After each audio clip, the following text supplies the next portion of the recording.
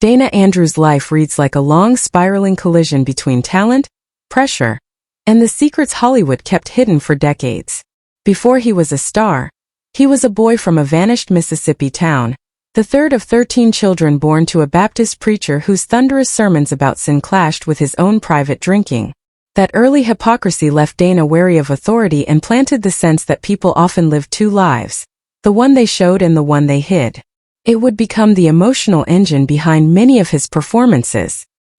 He tried to follow a practical path, studying business at Sam Houston State, but the poverty of his childhood never really loosened its grip. At 20, nearly broke, he hitchhiked to Los Angeles with barely $40 and no plan beyond survival. He dug ditches, pumped gas, picked fruit, and kept one improbable dream alive. A gas station owner who sensed potential paid for his voice lessons in exchange for a share of any future earnings. A rare lifeline during the Depression. Dana worked day jobs, trained at night, and fought his way into the Pasadena Playhouse after repeated rejections. Then tragedy struck. His young wife Janet Murray died of pneumonia shortly after giving birth to their son. Devastated but determined, he buried himself in acting, performing in more than 70 plays in 3 years. A talent scout eventually brought him to Samuel Goldwyn, who signed him in 1938. His film debut came quietly, but Hollywood noticed after he delivered a haunting performance in The Westerner. Soon he was playing detectives, officers, and troubled men who held storms behind their eyes. Boldly, he demanded a raise in 1941 and was punished for it, shuffled into lesser films and even sued, but he pushed through, turning adversity into fuel. That defiance would follow him, sometimes saving him, sometimes destroying him.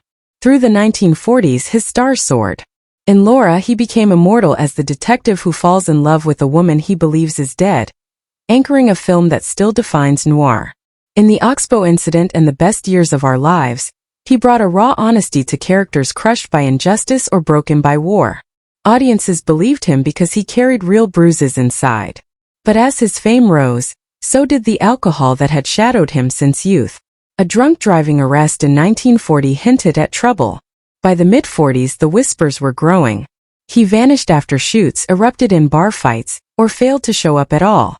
Yet he kept working, his performances deepening even as the addiction tightened. By 1950 the cracks could no longer be hidden.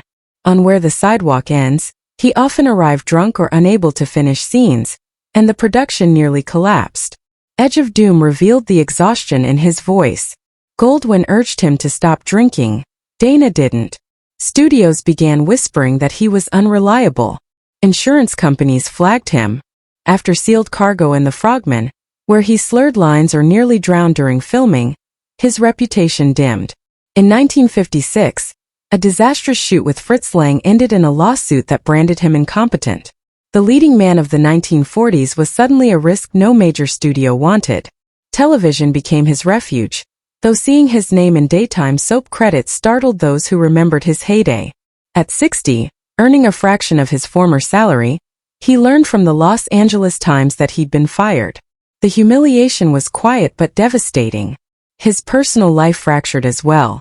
His son David died young in 1964, a loss that pushed Dana deeper into the bottle. His marriage nearly collapsed under the weight of his volatility. After one suicide attempt, Mary sent him to a Connecticut hospital, where he finally confronted the disease that had wrecked his life.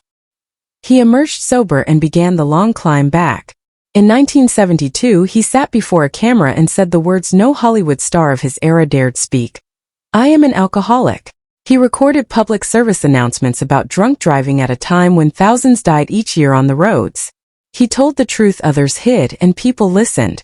He stayed sober for 18 years, speaking in hospitals, supporting the National Council on Alcoholism, and using his fame to give shape to a conversation America had avoided.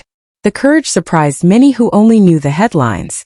Fewer remembered that he had once been president of the Screen Actors Guild, where he fought for fair contracts, foreign residuals, affirmative action, and protections for blacklisted artists.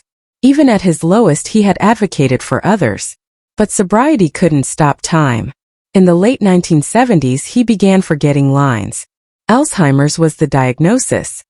His last film appearance came in 1976, his voice faint, his memory slipping.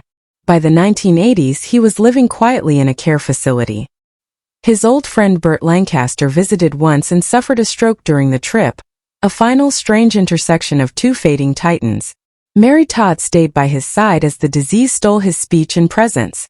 He died on December 17, 1992 at 83. After his death, his diaries exposed what the studios had spent decades hiding.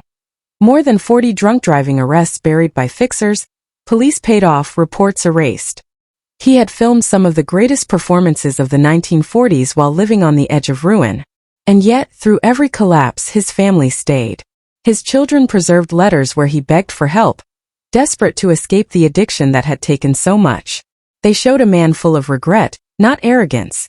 A man who still loved deeply even when he couldn't trust himself. Late in life, Dana spoke to students about alcohol, telling them that fame had once given him everything and then taken everything back. He warned that it begins quietly, with one drink too many. The tabloids had turned his fall into spectacle, but he turned his recovery into service. It was not glamorous, but it was honest. The kind of honesty his father had preached but never lived. The kind Dana himself finally reached after a lifetime of running from pain he could never completely outrun.